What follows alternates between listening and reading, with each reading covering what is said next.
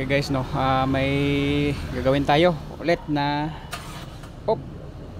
neutral Toyota Corolla. Balik kulang ng Freon, mahina yung lamig. So kanyang meron ba siyang 90 PSI, no? So hindi pa naka-on yung aircon. So on aircon.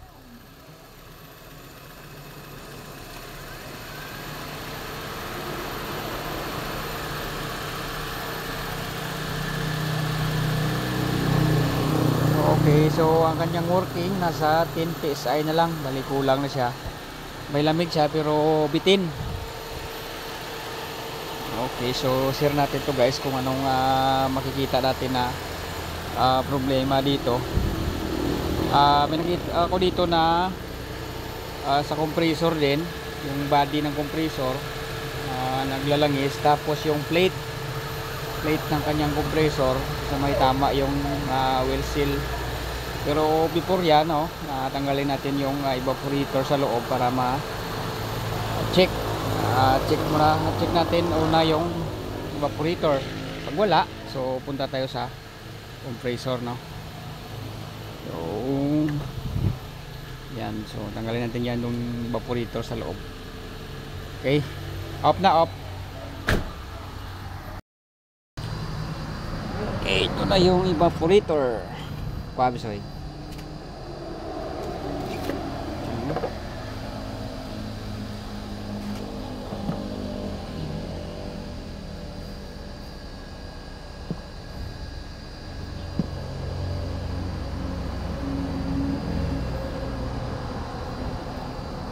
So napalitan na, no.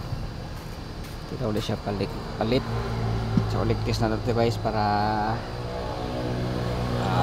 sigurado yung evaporator. Okay guys, nakapuntahan na natin yung evaporator. Okay, so may leak siya na sobrang liit. So di ko sure guys kung makita sa video. So try natin kung makita ba.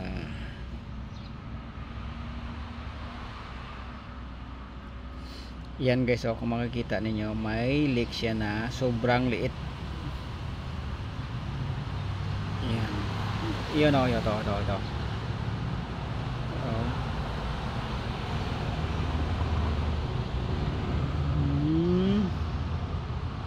So, hindi mayo kita, no? Yan guys, nakakita ba yung leak? Sobrang liit talaga, oh. So yun, oh. Yun yan. Parang butas ng karayom. Yan. So sobrang liit ng kanyang leak.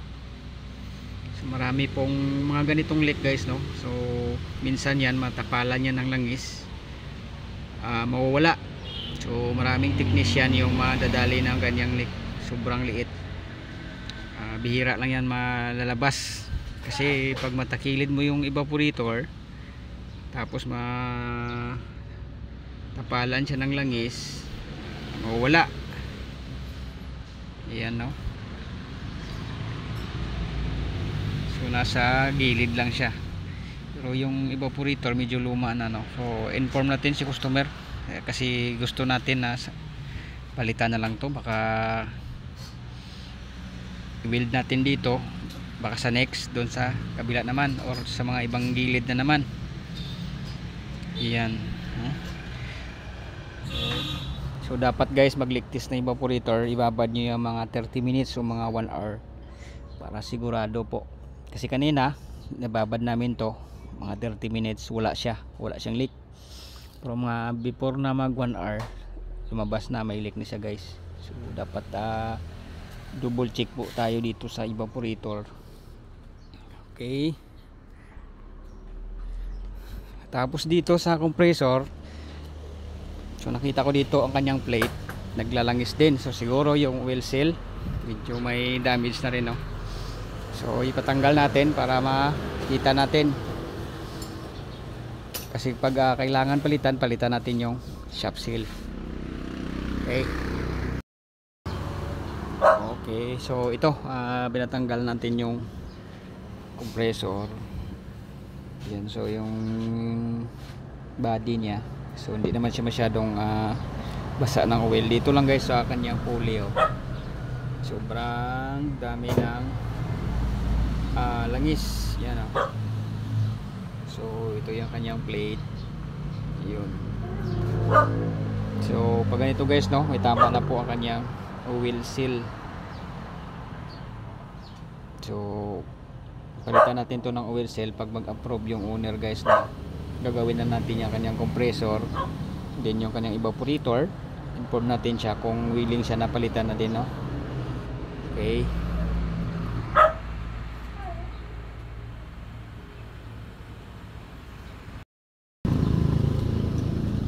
Okay, ito na guys, oh, nabuksan na natin yung compressor para magpalit tayo ng oil seal or shop seal. So ito yung shop seal, oh.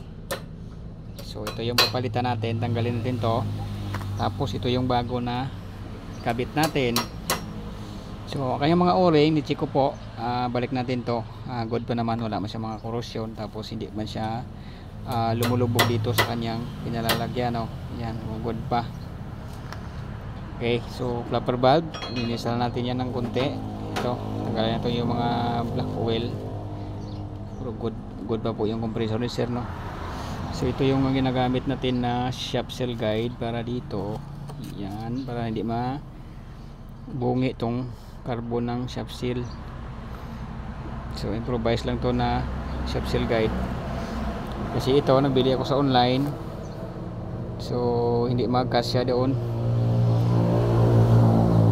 So mabuti pa itong ginawa ko. Halos lahat ng compressor ng Denso magkasya siya, no?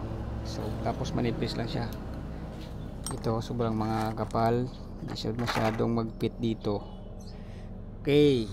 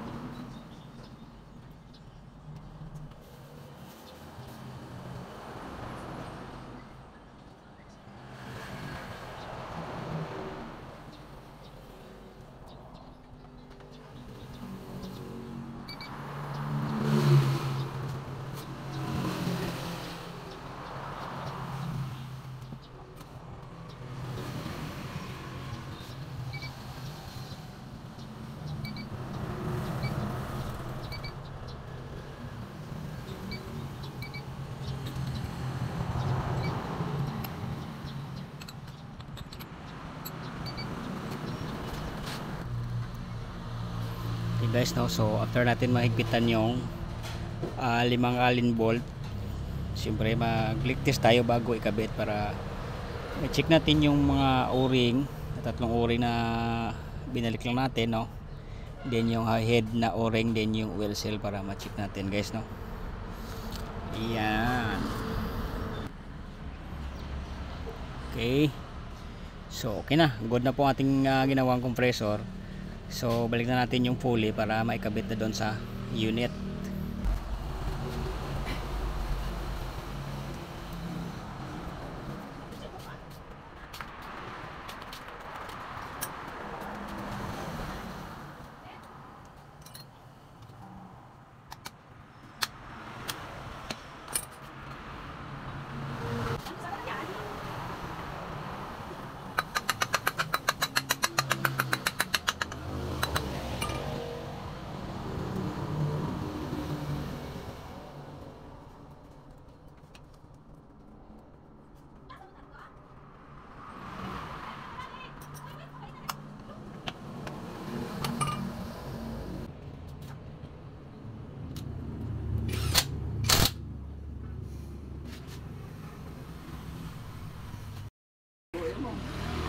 Okay, so nag-decide yung owner, guys, no, para palitan na lang ng bago kasi ito serpentine, so ipalit natin. Mas malamig to kasi naka-laminated na siya. So same lang naman yung kapal kasi ito medyo ano to siya, serpentine. So palitan natin tong laminated, no. So lipat na natin itong expansion valve dito sa bago.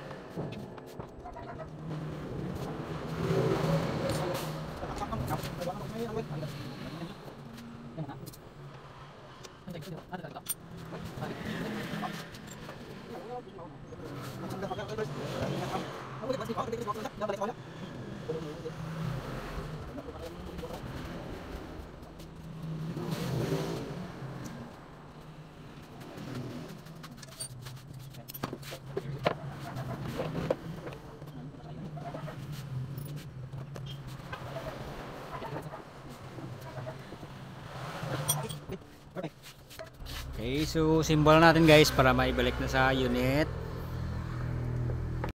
One eternity later. Okay, so ito na, no, after natin ma-symbol yung evaporator din yung compressor na ni-repair natin. So nag-preo na tayo. Ayan. So okay, so automatic na. So punta tayo dito sa loob, guys.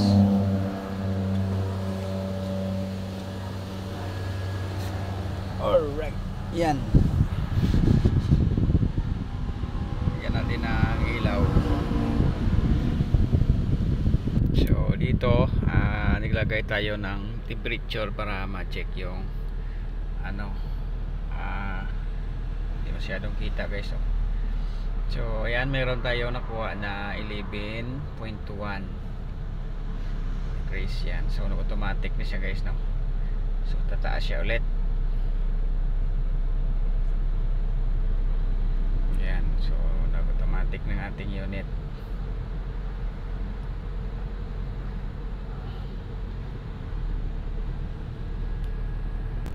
So okay, yan, bumalik na rin yung ating compressor sa pag-andar. Ayan, so bumababa siya. So bumapalo siya ng mga 11. So okay na rin itong lamig, masakit na to. Mababa siya ng 12. So hindi siya mag ano ng ano, guys, kasi bilis mag automatic kasi sobrang lamig.